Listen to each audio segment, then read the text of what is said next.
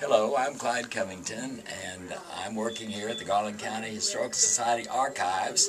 I'd like to show you around. This person right here is Sam Fordyce, one of our early developers here in Hot Springs. You want to come down the hall? We've had many visitors to Hot Springs. One of the most notable was FDR. He came in 1936 to celebrate the centennial of Arkansas statehood. Here at the archives, we do a lot of work with the cemeteries, various cemeteries in the city and in the county.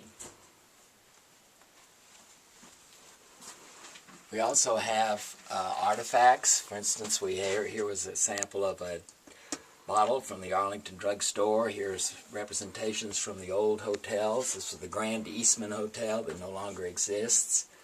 These are from old newspapers back in the late 1800s. And here we remember some of the history of Hot Springs schools. We have paddles from a time when fraternities were popular in the school.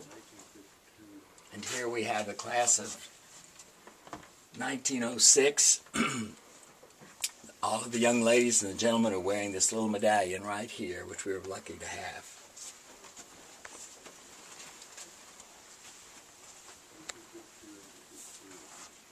If you're visitors to Hot Springs in the first part of the 20th century, you might remember the old Como Hotel, which stood at the intersection of the intersection of Central and Ouachita.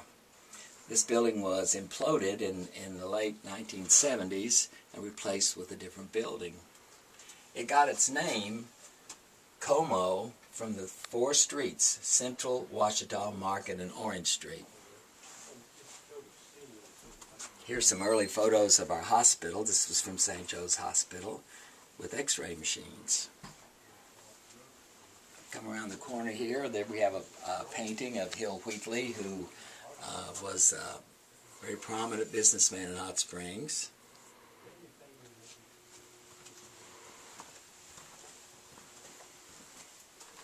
Here we have a building that no longer stands, but it was the old Opera House, and it was torn down in the 60s. It was built for presentations. They had plays, they had concerts, and so forth. Here's a view of Hot Springs, a panoramic view in the 1920s, with many buildings that still exist, but some, like the huge Eastman Hotel, had disappeared.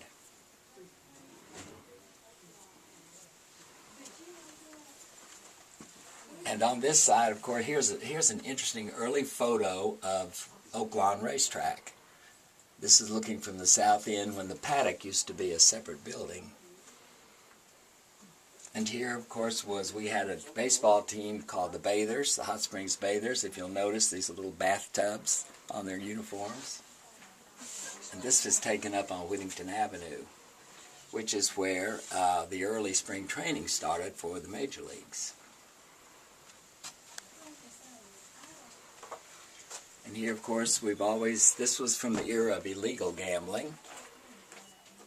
Of course, this is Al Capone in an area called Happy Hollow, which used to exist upon Fountain Street, between the street that goes between the Arlington and the park.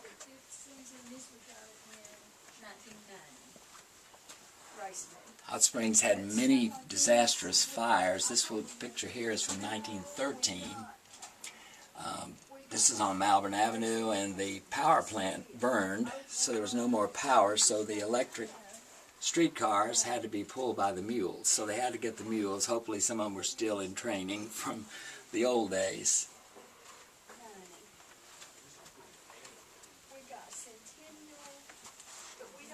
I think most people know that the creek was covered that goes in front of the bathhouses, but this is an early view building in 1884, 85. This is building on Upper Central Avenue. This photo shows where the creek from Whittington and Park Avenue came together. That was called a Hamlin Arch.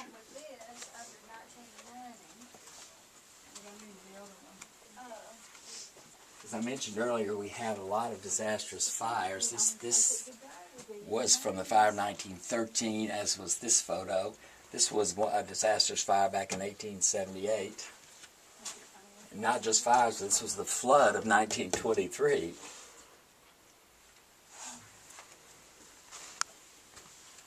Here's some of the older photos that we have of Hot Springs, that dating back to, this was a representation about in the mid-1860s. And then these photos would come from the late 1870s. And behind you here is something I think is really interesting. In 1910, just 100 years ago, Teddy Roosevelt, he was retired from the presidency, came to Hot Springs to come to the state fair, which was then held at Oaklawn Racetrack. And they built a big stand, and the children of Hot Springs got in the stands, and they were dressed in red and white, and up here, white and blue. They formed a living flag, and this Teddy Roosevelt is right here. He spoke under a reproduction of the Liberty Bell that was made out of roses. And the children of Ramble School, which is off Park Avenue, won this trophy for the best human flag drill at the Arkansas State Fair.